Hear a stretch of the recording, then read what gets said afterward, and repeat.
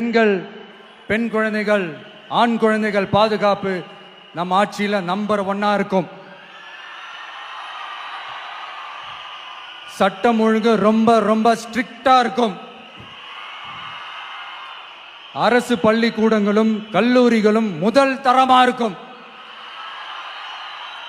போட்டி தேர்வுகளுக்குன்னு லட்சங்களை கொட்டி தனி கோச்சிங் சென்டர் போய் படிக்க அவசியமே இருக்காது. ஏன்னா கவர்மெண்ட் ஸ்கூல், காலேஜ் சிலபஸே போட்டி தேர்வுகளை ஈஸியா சந்திக்கிற வகையில் அந்த ஸ்டாண்டர்டுக்கு ஏத்த மாதிரி அமைக்கப்படும். உயர்நிலை பள்ளி பாடத்திட்டங்களிலேயே அடிப்படை அரசியல் சாசன சட்டம் சேர்க்கப்படும். மாநில மற்றும் ஒன்றிய அரசு அலுவலகங்கள், வங்கிகளின் செயல்பாடுகள் மற்றும் அவற்றை அணுகும் முறை குறித்து மாணவர்களுக்கு தெளிவான புரிதலை ஏற்படுத்தும் வகையில் தேர்வுகள் அற்ற செயல்முறை பாடமாக கற்பிக்கப்படும்.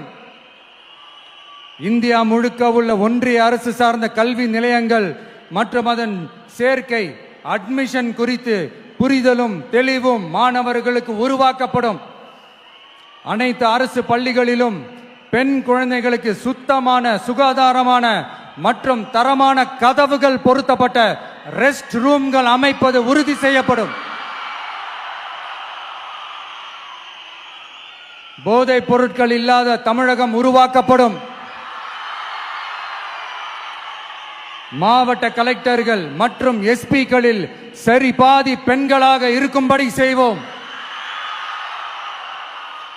மலை கிராமங்களில் அரசு ஆரம்ப சுகாதார நிலையங்கள் பிரசவம் பார்க்கும் வசதியுடன் அமைக்கப்படும். பஸ் போக்குவரத்து இல்லாத கிராமங்கள் மற்றும் மலை கிராமங்களே இல்லை என்ற நிலை உருவாக்கப்படும். ஏற்கனவே அமைப்பு சாரா தொழிலாளர்கள் அமைப்பு இருந்தாலும் ஆட்டோ, டாக்ஸி மற்றும் லாரி டிரைவர்களுக்கென அவர்களின் நலன்களுக்காகவும் குடும்ப நலன்களுக்காகவும் தனியாக நல வாரியம் அமைக்கப்படும். தென் தமிழகம் உட்பட தமிழகத்தின் தேவையான பகுதிகளில் தொழிற்சாலைகள் அமைக்கவும் தொழில் வளம் பெருக்கவும் தனி கவனம் செலுத்தப்படும்.